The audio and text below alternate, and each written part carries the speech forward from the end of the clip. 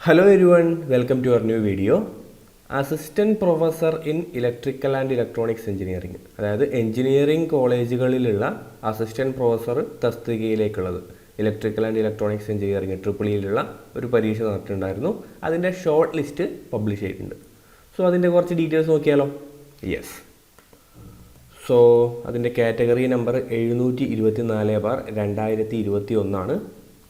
The following is the short list containing the register numbers of candidates who are found provisionally eligible to be called for interview subject to verification of the original documents for selection to the post of assistant professor in engineering colleges. കണ്ടോ, technical education ഡിപ്പാർട്ട്മെൻറ്റിൻ്റെ കീഴിലുള്ള engineering കോളേജുകളിലേക്കുള്ള assistant professor ട്രിപ്പിളിയിലേക്കുള്ള പരീക്ഷ നടന്നിട്ടുണ്ടായിരുന്നു. So അതിൻ്റെ short ലിസ്റ്റാണ് ഇപ്പോൾ publish ചെയ്തിട്ടുള്ളത്. ഇതിന് ശേഷം എന്ത് സംഭവിക്കും? യെസ്, ഡോക്യുമെൻ്റ് വെരിഫിക്കേഷൻ ഉണ്ടാവും, അതിൻ്റെ കൂടെ ഇൻ്റർവ്യൂവും ഉണ്ടാവും. അതിന് ശേഷം ഒരു റാങ്ക് ലിസ്റ്റ് വരുന്നതായിരിക്കും. ദെൻ OMR ടെസ്റ്റ് നടന്നത് ജൂൺ 20, ഏകദേശം ഒരു വർഷത്തോളം ആവാനായല്ലേ പരീക്ഷ വന്നിട്ട്. Category number 724/2021. അതിൻ്റെ ഡീറ്റെയിൽസിലേക്ക് കടക്കാം. നമുക്ക് അതിലേക്ക് കടക്കുന്നതിന് മുമ്പ് ഈ എക്സാമിൻ്റെ ബാക്കി ഡീറ്റെയിൽസുകൾ, വേക്കൻസികൾ, ദെൻ കഴിഞ്ഞ പ്രാവശ്യം എത്രത്തോളം അഡ്വൈസുകൾ പോയിട്ടുണ്ട്, ആ കാര്യങ്ങളൊന്ന് നോക്കാം. അപ്പോൾ ഗസറ്റ് നോട്ടിഫിക്കേഷൻ വന്ന് 2021 ദെൻ നമ്മൾ 2022 ആപ്ലിക്കേഷൻ കൊടുത്തു. പരീക്ഷ നടന്നത് 2023 ജൂൺ 30, 20 സമയത്തായിരുന്നു. നിലവിൽ വേക്കൻസികൾ എത്രയുണ്ട്? 9 വേക്കൻസികളാണ് നിലവിൽ റിപ്പോർട്ട് ചെയ്യപ്പെട്ടിട്ടുള്ളത് കേട്ടോ. 9 വേക്കൻസികൾ നിലവിൽ റിപ്പോർട്ട് ചെയ്യപ്പെട്ടിട്ടുണ്ട്. കഴിഞ്ഞ പ്രാവശ്യം എത്രത്തോളം അഡ്വൈസുകൾ പോയിട്ടുണ്ട് അത് നോക്കിയാലോ. യെസ്, കഴിഞ്ഞ പ്രാവശ്യം ഇതിൽ 54 അഡ്വൈസുകൾ പോയിട്ടുണ്ട്. ഓപ്പൺ കാറ്റഗറിയിൽ 36 വരെ, ഇഴവ കാറ്റഗറി 55, പിന്നെ SC ST ആ രീതിയിൽ നിങ്ങൾക്ക് അതിൻ്റെ എത്രത്തോളം റാങ്കുകൾ വരെ അഡ്വൈസുകൾ പോയിട്ടുണ്ടെന്ന് ഇവിടെ കാണാൻ വേണ്ടി സാധിക്കും. അപ്പം ഇപ്രാവശ്യത്തെ ലിസ്റ്റ് എത്രത്തോളം ആൾക്കാരെ ഇൻക്ലൂഡ് ചെയ്തിട്ടുള്ളതാണെന്നുള്ളത് കൂടി നമുക്കിനി നോക്കേണ്ടതുണ്ട്. കട്ട് ഓഫ് എത്രത്തോളം ഉണ്ടെന്ന് നോക്കേണ്ടതുണ്ട്. നോക്കിയാലോ.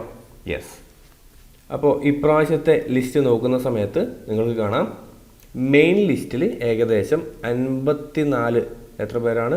യെസ്, ഇത്രയും ആൾക്കാരാണ് മെയിൻ ലിസ്റ്റിൽ ഉൾപ്പെട്ടിട്ടുള്ളത്. ദെൻ നിങ്ങൾക്ക് അതിൻ്റെ സപ്ലിമെൻ്ററി ലിസ്റ്റും കാണാം. വളരെ ചെറിയൊരു ലിസ്റ്റാണല്ലേ, വളരെ കുറച്ച് ആൾക്കാരെ മാത്രം ഇൻക്ലൂഡ് ചെയ്തിട്ടുള്ള ഒരു ലിസ്റ്റാണ്.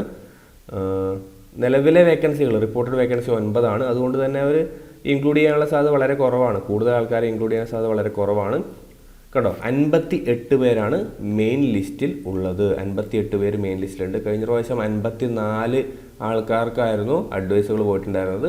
സോ ഇപ്രാവശ്യത്തെ ലിസ്റ്റിൽ 58 പേരുണ്ട്. ദെൻ സപ്ലിമെൻ്ററി ലിസ്റ്റ് 86 പേരുണ്ട്. ഡിഫറൻ്റ്ലി ഏബിൾഡ് ആയിട്ടുള്ള 6 പേരുണ്ട്. അങ്ങനെ ടോട്ടൽ 146 പേരാണ് ഈ ലിസ്റ്റിൽ ഉൾപ്പെട്ടിട്ടുള്ളത്. ദെൻ ഇത് കുറയും കേട്ടോ, ഇതിൽ നിന്നുള്ള ആൾക്കാർ കുറയും. കാരണം ഇനി നമുക്ക് ഡോക്യുമെൻ്റ് വെരിഫിക്കേഷൻ ഉണ്ട്, അതിനുശേഷം ഇൻ്റർവ്യൂ ഉണ്ട്. അതും കഴിഞ്ഞിട്ടായിരിക്കും നമുക്ക് റാങ്ക് ലിസ്റ്റ് ഉണ്ടാവുക. സോ ഈ 146 എന്നുള്ളത് കുറയും, അതിൽ താഴെ ആൾക്കാർ മാത്രമേ ഉണ്ടാവുകയുള്ളൂ. ഇനി കട്ട് ഓഫ് നോക്കിയാലോ. യെസ്, സോ കട്ട് ഓഫ് എന്ന് പറയുന്നത് 35 മാർക്കാണ്. 35 മാർക്കാണ് അതിൻ്റെ കട്ട് ഓഫ് എന്ന് പറയുന്നത്. സ്വാഭാവികമാണ്, കാരണം നല്ലൊരു ടഫായിട്ടുള്ളൊരു എക്സാം തന്നെയായിരുന്നു. ആ ഒരു കാലഘട്ടത്തിൽ നടന്ന ഏറ്റവും ടഫസ്റ്റ് എക്സാം അത് തന്നെയായിരുന്നു. സോ 35 ആണ് അതിൻ്റെ കട്ട് ഓഫ് വന്നിട്ടുള്ളത്. സോ നിലവിൽ ലിസ്റ്റ് വന്നിട്ടുള്ള എല്ലാവർക്കും അഭിനന്ദനങ്ങൾ. നിങ്ങൾ ചെയ്യേണ്ട കാര്യം ഇനി അടുത്ത ദിവസങ്ങളിലായിട്ട് നിങ്ങൾക്ക് അതിൻ്റെ ഡോക്യുമെൻ്റ് വെരിഫിക്കേഷൻ ഉണ്ടാവും. അതിനുശേഷം ഈ കഴിഞ്ഞതാണെങ്കിൽ ഡോക്യുമെൻ്റ് വെരിഫിക്കേഷൻ കഴിഞ്ഞവരാണെങ്കിൽ ചിലപ്പം അഡീഷണൽ ആയിട്ടുള്ള എന്തെങ്കിലും ഡോക്യുമെൻറ്റ്സ് ഉണ്ടെങ്കിൽ, ഇതിന് MTech ഒക്കെ ആവശ്യമായിട്ടുള്ള ഒരു എക്സാം ആയിരുന്നു അല്ലേ, ചിലപ്പം അതിൻ്റെ ഡോക്യുമെൻ്റ് വെരിഫിക്കേഷൻ ഉണ്ടാവാം. ദെൻ അതിനുശേഷം നിങ്ങൾക്ക് ഇൻ്റർവ്യൂ ഉണ്ടാവും. ആ ഇൻ്റർവ്യൂ കഴിഞ്ഞതിന് ശേഷമായിരിക്കും ഇത് റാങ്ക് ലിസ്റ്റ് പബ്ലിഷ് ചെയ്യുന്നുണ്ടാവുക. Then lecture in polytechnic, assistant professor in engineering college തുടങ്ങിയ പരീക്ഷകൾക്ക് നമ്മുടെ ഡിഗ്രിയുടെ മാർക്ക് കൂടി കൺസിഡർ ചെയ്യുന്നതായിരിക്കും. സോ ആ മാർക്കൊക്കെ കൂട്ടിയിട്ട് ഏകദേശം ഒരു 30 മാർക്കിലേക്ക് മാറ്റിയിട്ടുള്ളൊരു മാർക്ക് കൂടി നിങ്ങൾക്ക് റാങ്ക് ലിസ്റ്റ് പബ്ലിഷ് ചെയ്യുന്ന സമയത്ത് കൺസിഡർ ചെയ്യുന്നതായിരിക്കും. ഓക്കെ, സോ ബാക്കി വിവരങ്ങളൊക്കെ ഇവിടെ കൊടുത്തിട്ടുണ്ട്. സോ നമുക്ക് അറിയേണ്ട വേറെ ഡീറ്റെയിൽ എന്ന് പറയുന്നത് കട്ട് ഓഫ് 35 ആണ്.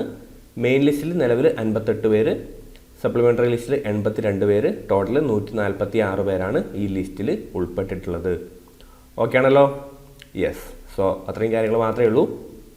ഇനി അടുത്ത മാസങ്ങളിൽ ഇതിൻ്റെ ബാക്കിയുള്ള പ്രൊസീജിയർ നമുക്ക് എക്സ്പെക്റ്റ് ചെയ്യാം. അപ്പോൾ ഇമ്പോർട്ടൻ്റ് ആയിട്ടുള്ള എന്തെങ്കിലും കാര്യങ്ങൾ വരികയാണെങ്കിൽ നമുക്ക് എന്ത് ചെയ്യാം, ഈ ഒരു ചാനലിൽ തന്നെ അതിൻ്റെ വീഡിയോസ് ചെയ്യാൻ വേണ്ടി സാധിക്കും കേട്ടോ.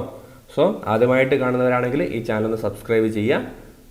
അസിസ്റ്റൻറ്റ് പ്രൊഫസർ അല്ലെങ്കിൽ ഇലക്ട്രിക്കൽ പരീക്ഷകൾക്ക് വേണ്ടിയിട്ട് പ്രിപ്പയർ ചെയ്യുന്ന നിങ്ങളുടെ സുഹൃത്തുക്കൾക്ക് വേണ്ടിയിട്ടൊന്ന് ഷെയർ ചെയ്ത് കൊടുക്കുക. വീഡിയോ ലൈക്ക് ചെയ്യുക, നിങ്ങളുടെ അഭിപ്രായങ്ങൾ കമൻറ്റ് ചെയ്യുക. നമുക്കിനി മറ്റൊരു വീഡിയോയിൽ കാണാം. താങ്ക്